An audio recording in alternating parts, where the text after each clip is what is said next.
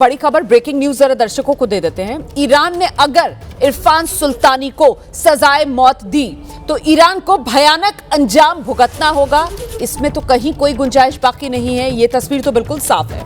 यह चेतावनी ईरान को अमेरिकी राष्ट्रपति डोनाल्ड ट्रंप की तरफ से अब बड़े खुले अल्फाज में दे दी गई है। साफ तौर पर अमेरिकी राष्ट्रपति डोनाल्ड ट्रंप की तरफ से कह दिया गया है, अगर सुल्तानी को सजाए मौत दी गई तो फिर भयानक अंजाम भुगतना होगा।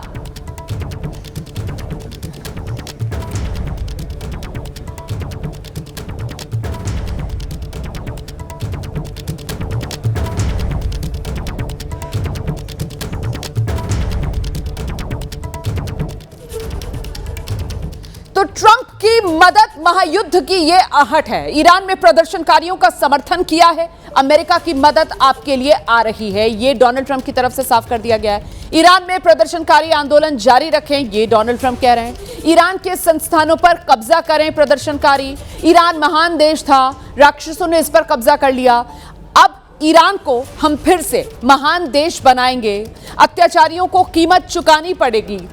ये तमाम तरीके की, एक तरीके से आप पुकार कह सकते हैं, जो डोनाल्ड ट्रंप की तरफ से भरी जा रही है। हम सीधे आपको लेकर चलेंगे, खास मेहमान हमारे साथ लगातार बने हुए हैं। वोरा सर के पास पहले चलते हैं, फिर सिवाज सर के पास भी इसी सवाल के साथ आऊंगी। चाहे अश्विनी सिवाज जी हो या फिर वोरा सर हो, आप दोनों की तरफ से ये कहा गया कि साहब समझ नहीं रहे हैं आयतुल्ला अली खमेनी, ये कोई आम विरोध प्रदर्शन नहीं है, ये एक तरीके से क्रांति है, सिर्फ आंदोलन नहीं। मैं चाहती हूं आप मेरे दर्शकों को बताएं कि इसमें क्या फर्क है 2009 में वो जो ईरान में इलेक्शन फ्रॉड को लेकर आंदोलन हुआ था, या फिर और आगे बढ़े 2019 की बात कर लें, जो पेट्रोल की कीमतें बढ़ गई थी तब भी वहां पर आंदोलन हुआ था। अच्छा, 2022 में भी सबसे लेटेस्ट जो वहां पर आंदोलन हुआ था हिजाब बैन के खिलाफ, तो तब भी इसी तरीके का वो पूरा का पूरा विरोध प्रदर्शनों का एक पैटर्न देखने के लिए मिला था, और तब भी ईरान ने इसी तरीके से सख्ती से प्रदर्शनकारियों के साथ सुलूक किया था। इस बार क्या बदला है? क्या अमेरिका का नेतृत्व इस बार डोनाल्ड ट्रंप के हाथ में है? यही वो सबसे बड़ा बदलाव है जिसको आयतुल्ला अली खमेनी नहीं समझ पा रहे हैं। वोरा सर। बेटा, मैं थोड़ा भावुक हूं, माफी चाहता हूं। सूडान में जो ईरान के राजदूत थे, मेरे मित्र, उनका मैसेज आया बेटा,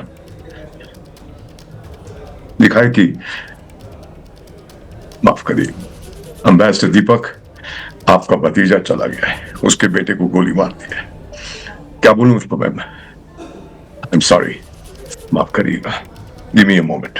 बिल्कुल सर, मैं समझ सकती हूँ, आपके लिए बेहद भावुक पल है। कोई बात नहीं सर, मैं आपके पास दोबारा आऊंगी। मैं तब तक सिवाज सर के पास चलती हूँ। सर आई एम फाइन ना, मैं अभी ठीक हूँ। मेरा बहुत अजीज दोस्त था। जी जी। मैं भी बाप हूँ, मुझे मालूम है एक 35 साल के बेटे को खोना क्या होता है। मैं आपको कुछ कहना चाहता हूँ, वही चीज जो हम बार बार देख रहे हैं, ये क्रांति है 100, और क्रांति का कारण महंगाई है, बेरोजगारी है, भविष्य नहीं है उन लोगों के सामने। जब मैं वहां जाता था in many years ago 70s में, तेहरान से टेल अवीव तक डायरेक्ट फ्लाइट्स होती थी। अमीर ईरानी जाते थे टेल अवीव की नाइट क्लब्स में, बार्स में।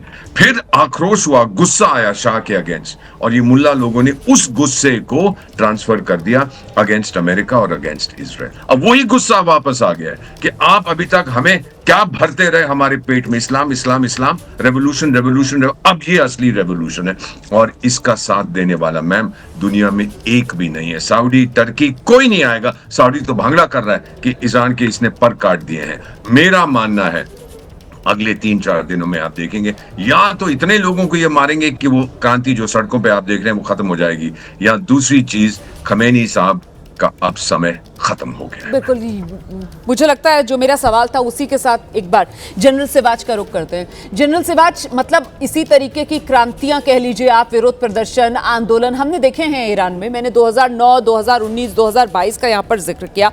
इस बार क्या बदला हुआ है? अमेरिका का नेतृत्व डोनाल्ड ट्रंप के हाथ में, या फिर एक और जानकारी जो मुझे लगता है दर्शकों को पता होनी चाहिए, वो ये कि साहब इस वक्त ईरान में जो 1/3 आबादी है वो उन युवाओं की है जिनकी पैदाइश 1979 की जो इस्लामिक क्रांति थी उसके बाद की है। ये भी एक बड़ी वजह है क्या? हाँ बिल्कुल, देखो 3-4 वजह हैं, आपने बहुत अच्छा बताया, और ये सच्चाई है कि इसका एक तो ये पूरे ईरान में फैल गया है। ये 31 के 31 प्रोविंस में हैं। इस बार जो 3-4 चीज़ें ज़्यादा बदली हैं कि क्या, एक तो इकोनॉमिक कंडीशन बहुत ही ज़्यादा ख़राब होगी, जो 2009 और 2022 के अगर आप तुलना की जाए तो इस बार वो कम से कम 80 से 90% ज़्यादा। दूसरी बात यह है कि अब की बार वो कमज़ोर हो रखा है ईरान, क्योंकि ये 12 दिन के युद्ध के अंदर इसके जो प्रॉक्सी हैं, होती और हिजबुल्ला और आपके एक प्रकार से हमास, वो भी कमज़ोर हो गए हैं। इसके अंदर सच्चाई यह है कि अब ये इतना एक्शन ले नहीं पाएंगे। अंदर से बहुत ज़्यादा बड़ी क्रांति है, ये क्रांति काफ़ी ज़्यादा है जो कि 2022 में हुई थी। दूसरा इंपॉर्टेंट चीज़ क्या, अमेरिका इसमें डायरेक्ट इन्वॉल्व होने की कोशिश करेगा।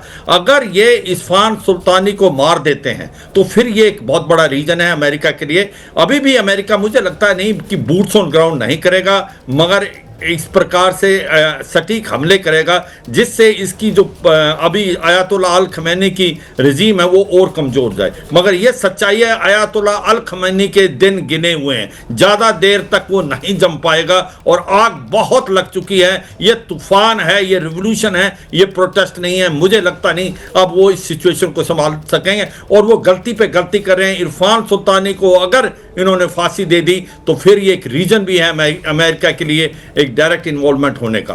रोमान, बिल्कुल बढ़िया एनालिसिस सर। मैं दोबारा आप लोगों के पास आऊंगी। इस बीच देखिए एक और बड़ी खबर दर्शकों को देते हैं। इन प्रदर्शनों के पीछे ईरान के दिवंगत शाह के निर्वासित बेटे रजा पहलवी भी हैं।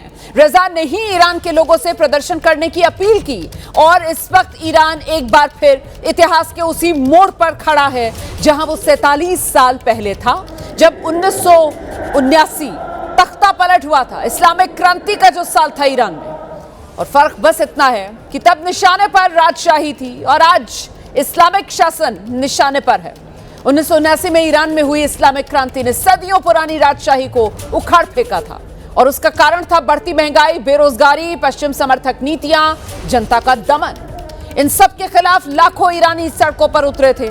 इस जन विद्रोह की वैचारिक अगुवाई कर रहे थे आयतुल्लाह रूहुल्लाह खुमैनी और उस वक्त उन्होंने निर्वासन से लौटकर शाह की सत्ता का अंत किया था। खुमैनी की क्रांति रंग लाई थी, नया सिस्टम लागू हुआ था, शाह का तख्ता पलट हुआ था।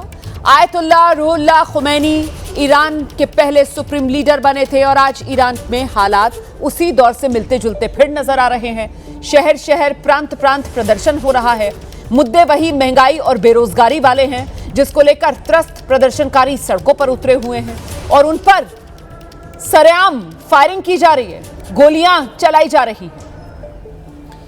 सीधे आपको लेकर चलेंगे। खास मेहमानों का पैनल लगातार हमारे साथ बना हुआ है, लेकिन इस बीच पहले अपने सहयोगी नीरज राजपूत का मैं रुख करूंगी। जरा एक सवाल नीरज से जरूर लेंगे। नीरज, अभी हम इरफान सुल्तानी की फांसी को लेकर यहां पर मेहमानों से चर्चा कर रहे थे। सवाल यह है कि इसको लेकर अभी तक कुछ डिटेल सामने आ रही है क्या? फांसी दी जाएगी, कब दी जाएगी, कहां दी जाएगी, इसको लेकर क्या है जानकारी? देखिए रोमाना, अभी इसके बारे में आधिकारिक तौर से जानकारी का इंतज़ार है कि कैसे बताया जाएगा, लेकिन इतना पक्का हो चुका है कि वो फांसी दी जाएगी। और जैसा कि हम लोग देखते आए हैं कि वहाँ पर फांसी कैसे दी जाती है, सरेआम फांसी देने की वहाँ पर नीति रही है, ईरान की रही है। वो इसलिए खुलेआम देते हैं, सड़कों पर देते हैं, अपने लोगों के सामने देते हैं खुलेआम, कि ताकि लोगों में दहशत हो कि अगर आप इस तरह की कोई कार्रवाई करते हैं, यानी कि आप अपने देश विरोधी कोई कार्रवाई करते हैं, तो आपके लिए भी ऐसी ही इसका अंजाम दिया जाएगा। अब लगभग माना यही जाता है कि कम से कम दुनिया भर में जितनी इस तरह की फांसी की सजाएं दी जाती हैं, 50% वो ईरान में ही होती है और खुलेआम दी जाती है। उनको फांसी पर लटकाया जाता है, चौराहे पर लटका दिया जाता है, किसी क्रेन के जरिए लटका दिया जाता है। लेकिन इस बार जो ऐसा लगता है कि अगर ये खामनेई सरकार ऐसा करती है तो लोग और ज़्यादा उग्र होंगे खामनेई सरकार के खिलाफ। हम सीधे जरा मेहमानों का रुख कर लेते हैं और दोनों ही खास मेहमानों से। वोरा सर, पहले आपके पास आ रही हूँ। कुल मिलाकर ये कहा जा सकता है कि तख्ता पलट तेहरान में तय है। 100%, नो क्वेश्चन। और अगर इन्होंने फांसी नहीं दी, इनके अपने लोग कहेंगे अरे डर गया डोनाल्ड ट्रंप से। मुल्ला कभी नहीं मानेगा इस बात को। पहले अगर अनाउंस करते कि अभी फिर ये करेंगे, वो अलग बात है। अब ट्रंप ने जो उनको धमकी दी है, अपने सोशल मीडिया पे साफ कहा है कि करते रहो क्रांति, मैं आ रहा हूं। मदद आ रही है। ईरानियन तो फिर सारे लोग कहेंगे डर गया मुल्ला हमारा, बड़ी बड़ी बातें करता था, अब देखिए क्या हो गया इसको। सो मेरा अपना मानना है कि ट्रंप इज नॉट गोइंग, वो बदलेगा नहीं, वो दुनिया को दिखाना चाहता है कि अब ईरान में नई सरकार आएगी, प्रो वेस्टर्न होगी, प्रो अमेरिका होगा, ईरान का तेल फिर से फ्लो ठीक है करेगा, सर। ईरान में खुशहाली आएगी कुछ हद तक। अभी तो बहुत बुरी हालत है वहां पर, तो बिल्कुल। वो खुशहाली के लिए मैं सब कुछ करूंगा। बिल्कुल। चलते चलते जनरल सिबाच, आपका आकलन सर, तख्ता पलट तेहरान में तय?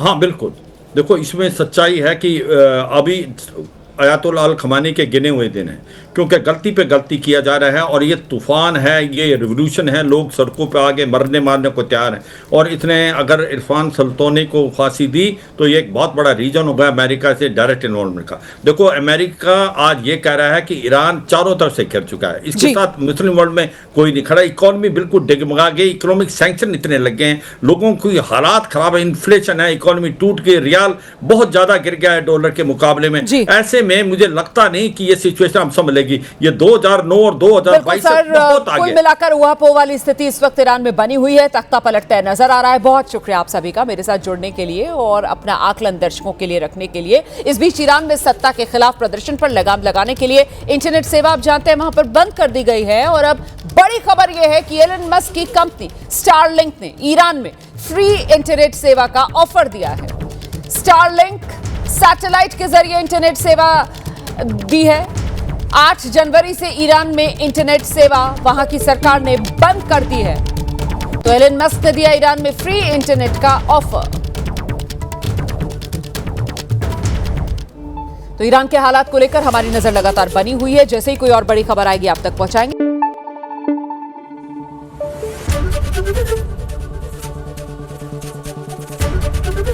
एबीपी न्यूज आपको रखे आगे।